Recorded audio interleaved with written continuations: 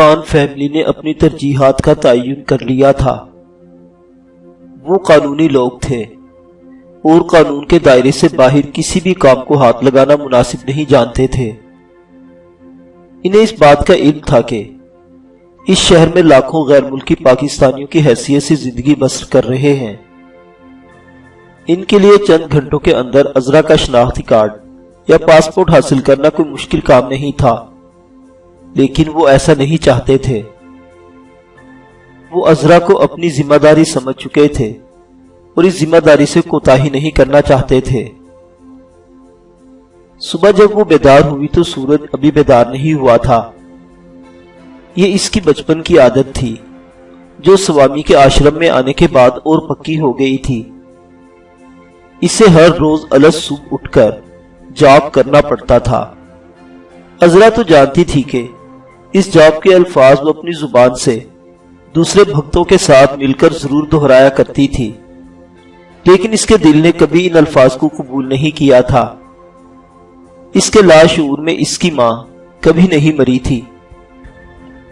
یہ اس کی ماں کی دعاؤں کا صدقہ تھا کہ اس کے دل میں ایمان کی شمع تب بھی روشن رہی جب وہ سوامی مہاراج جیسے درندے کے آشرم میں ہندو مت کے مطابق زندگی بسر کر رہی تھی۔ اس نے زندگی میں ایک لمحے کے لیے بھی اس بات کو نہیں بھلایا تھا کہ اس کا جنم مسلمان عورت کے پیٹ سے ہوا اور اسے جب بھی موقع ملے گا اس جنم سے ضرور چھٹکارا حاصل کر کے اپنی اصلیت کی طرف واپس لوٹ جائے گی۔ ایک عورت ہونے کے ناطے اس نے شیر عالم کے تئیں اپنے لیے مخصوص جذبات کا احساس تو کر لیا تھا۔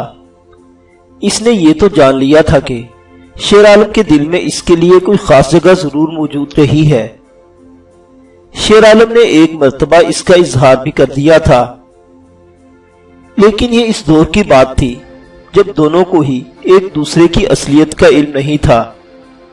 اس کے دل میں کبھی کبھی شیر عالم اور اس کے ساتھی سے متعلق یہ گمان تو ضرور ہوتا کہ یہ دونوں یہاں موجود باقی لوگوں سے کچھ مختلف عادات کے مالک ہیں، لیکن وہ بھی مسلمان ہیں۔ اس کا علم اسے بہت بعد میں ہوا، اور جب سے وہ دائرہ اسلام میں باقاعدہ داخل ہوئی تھی، اس کے بعد سے تو شیر عالم کے لیے اس کے دل میں موجود احترام کا جذبہ کئی گنا بڑھ گیا تھا۔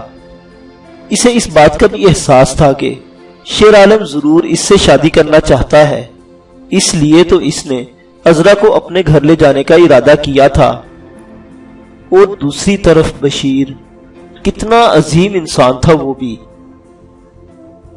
اس نے شیر عالم کی طرح کبھی اس کی آنکھوں میں بھی اپنے متعلق ہوس کا شائبہ تک نہیں پایا تھا۔ کیا اب وہ دوبارہ زندگی میں کبھی ان سے مل پائے گی؟ قدرت نے اس کے ساتھ عجیب کھیل رچایا تھا۔ پہلے اسے خوشیاں دیکھ کر چھین لی، پھر خوشیاں اس کی جھولی میں ڈال دی، لیکن نہ جانے کیوں اس کے دل کو قرار نہیں آ رہا تھا۔ وہ لاشعوری طور پر کوئی ایسا رشتہ شیر عالم سے قائم کر چکی تھی، بظاہر جس کا کوئی نام نہیں تھا، لیکن جس کی خلش اسے رلاتی تھی۔ خدا جانے شیر عالم اور بشیر کس حالت میں ہوں گے۔ اس ذلیل انسپیکٹر نے جس نے اپنا نام بظاہر مسلمانوں والا رکھا ہوا تھا، ان بیچاروں کے ساتھ کیا سلوک کیا ہوگا۔ اس کے اس طرح ہاتھ سے نکل جانے کے بعد تو وہ زخمی سانپ کی طرح تل ملاتا ہوا ان دونوں پر جھپٹ پڑا ہوگا۔ خدا جانے انٹیلیجنس والے اس کی مدد کے لیے بھی پہنچے ہوں گے یا نہیں۔ اگر دونوں نے اس ظالم انسپیکٹر کے چنگل سے نجات بھی حاصل کر لی ہے، تب بھی وہ اس کے اس طرح غائب ہو جانے پر کتنے پریشان ہوں گے۔ شیر عالم نے تو اسے کہاں کہاں نہیں ڈھونڈا ہوگا، اور نہ جانے ابھی اور کہاں کہاں کی خاک چھانتا پھر رہا ہوگا۔ ان سوالات نے اسے بہت پریشان کر رکھا تھا۔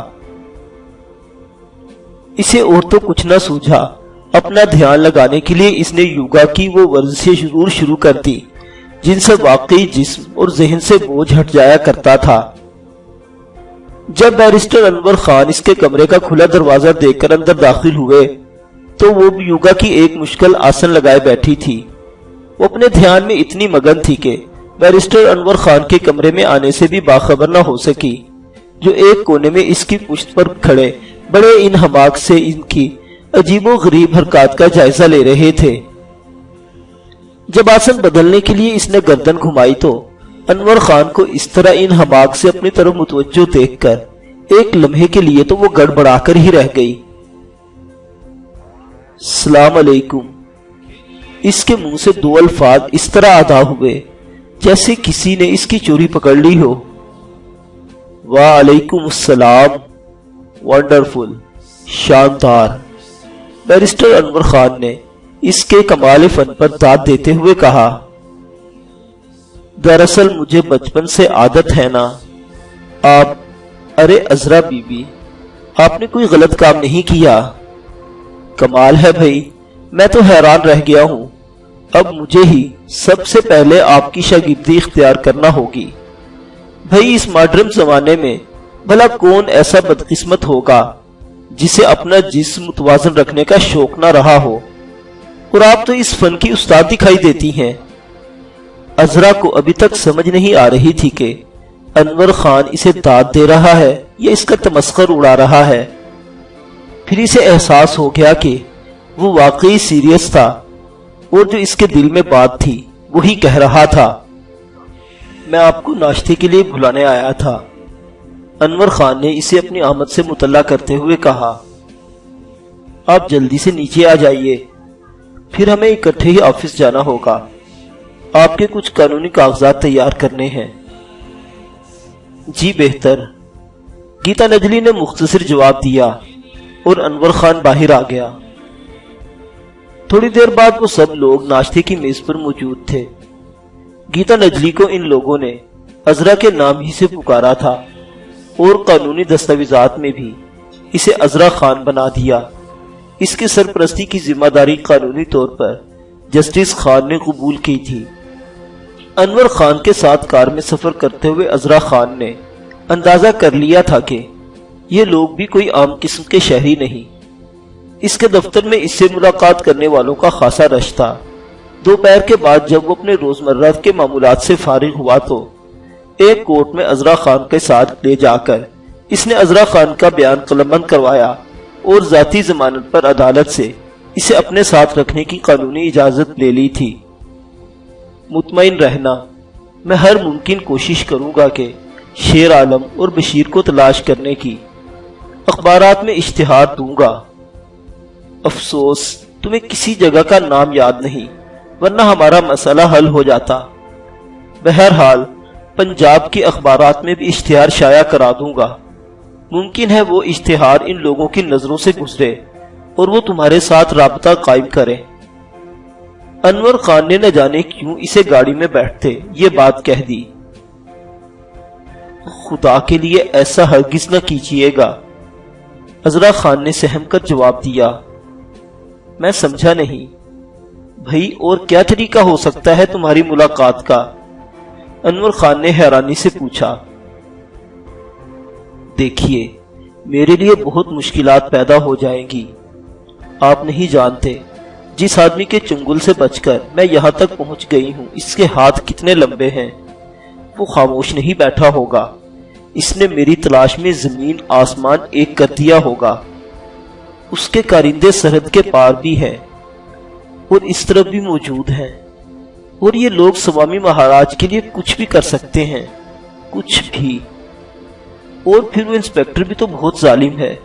اگر اس نے اشتہار دیکھ لیا تو مجھے نہیں، بھگوان کے لیے آپ ایسا سوچیے گا بھی نہیں۔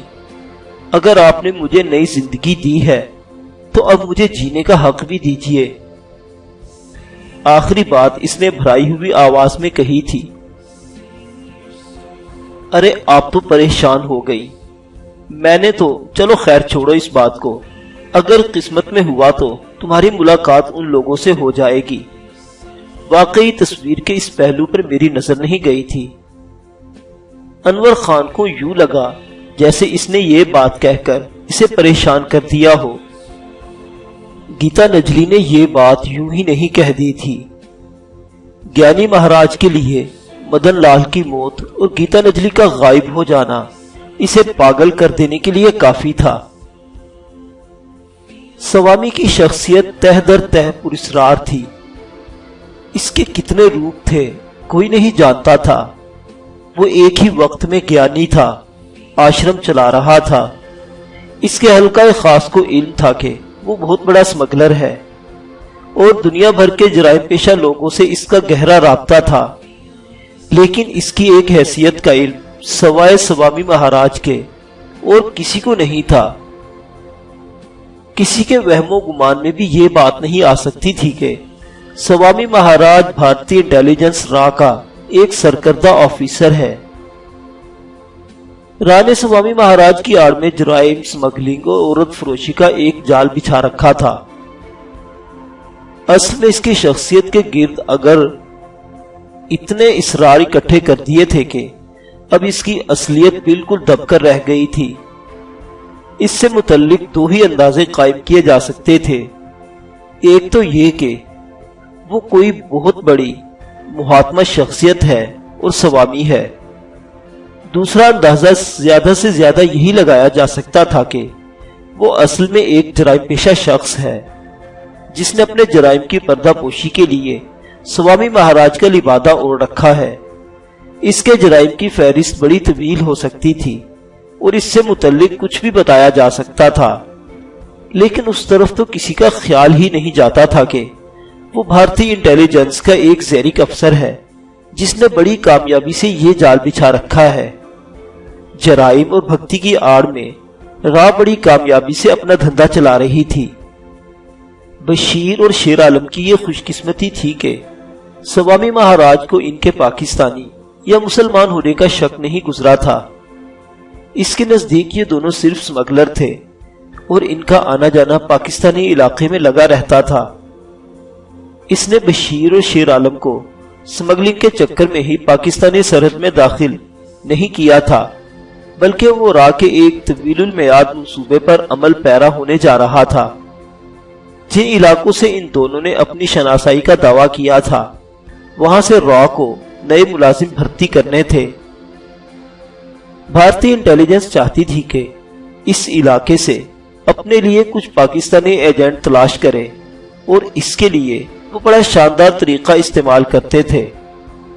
پہلے سوامی مہاراج بشیر اور شیر عالم کے ذریعے، جو اس کے نزدیک ہندو ہی تھے، پاکستانی اسمگلروں کو کسی بہانے اس طرف بلاتے، پھر ان سے اپنے کام کے بندے تلاش کر کے انہیں پھانس لیتے۔ سرحدی علاقوں میں یہ معمول کی بات تھی اور بھارتی انٹیلیجنس اکثر پاکستانیوں کو، جن کی زیادہ تعداد جرائم پیشہ اور ان پڑھ لوگوں کی ہوتی تھی، سمگلنگ کے لالچ میں پھانس لیا کرتی تھی اور ان لوگوں سے کہا جاتا تھا کہ وہ آزادی سے بھارتی سرحد میں آ جا سکتے ہیں، اپنا دھندا جاری رکھ سکتے ہیں، لیکن انہیں بھارت کے لیے کچھ جاسوسی بھی کرنی پڑے گی۔ اس جاسوسی کی نوعیت بظاہر بڑے عام سی تھی، جو ان جاہل اور جرائم پیشہ افراد کے نزدیک غداری کے زمرے میں بھی نہیں آتی تھی۔ انہیں کہا جاتا تھا کہ وہ اپنے علاقے میں پاکستانی فوج کی ہونے والی نقل و حرکت سے بھارتی انٹیلیجنس کو آگاہ کرے، خصوصاً ان گاڑیوں کے نشانات آ کر بتائیں جو پاکستانی فوج کے زیر استعمال رہتی ہیں۔ ان نشانات کی مدد سے پھر بھارت کے فوجی ماہرین اس علاقے میں موجود فوج کی تکنیکی حیثیت کا پتہ چلاتے تھے۔ کسی بھی اسمگلر کے لیے یہ کوئی مشکل کام نہیں ہوتا تھا کہ اس میں کوئی خطرہ درپیش نہیں ہوتا تھا۔ جب اس طرح کے 3-4 کام کر لیے جاتے تو اسے کسی بھارتی جاسوس سرحد پار لے جانے اور واپس لانے کی ذمہ داری سونپی جاتی تھی، جس کے بعد پھر یہ سمجھ لیا جاتا تھا کہ اب مچھلی پوری طرح جال میں پھنس چکی ہے۔ ان لوگوں کو ایک مرتبہ وطن فروشی کے راستے پر لگا کر اس بری طرح را اپنے جال میں پھنسا لیتی تھی کہ پھر وہ مسلسل بلیک میل ہوتے رہتے تھے اور ان کے ذریعے بھارتی انٹیلیجنس پھر پاکستان میں تخریبی کارروائیاں کروایا کرتی تھی۔ را نے اپنے ہی ملک میں نہیں، ساری دنیا میں ایسے خطرناک ایجنٹ کا جال بچھا رکھا تھا جو غیر قانونی اور قانونی دونوں طرح کی سرگرمیوں کی آڑ میں دراصل را کا دھندا چلا رہے تھے۔ بھارت میں سوامی مہاراج کے روپ میں را بہت مضبوط اور قابل اعتماد سیف ہاؤس میں موجود تھی۔ اس اڈے پر قریباً بھارت کی تمام اہم شخصیات کا آنا جانا لگا رہتا تھا۔ ان میں اچھے لوگ بھی شامل تھے اور برے لوگ بھی۔ سوامی مہاراج کا اڈا را کے لیے ایک شاندار چیکنگ پوائنٹ بھی تھا، جہاں وہ بڑی معصومیت سے بڑے بڑے مجرموں کا پتہ لگایا کرتے تھے۔ یہ مجرم بظاہر تو سوامی مہاراج کے ساتھی ہوتے تھے، لیکن جب سوامی مہاراج کی طرف سے اشارہ ملتا، راہ اتنی خوبصورتی سے ان کا صفایا کر دیتی کہ کسی کے کانوں کان علم نہیں ہو پاتا تھا۔ بالکل یوں سمجھا جاتا تھا جیسے اس شخص کی موت معمول کی بات ہے۔ کسی کا دھیان بھولے سے بھی سوامی مہاراج کی طرف نہیں جاتا تھا۔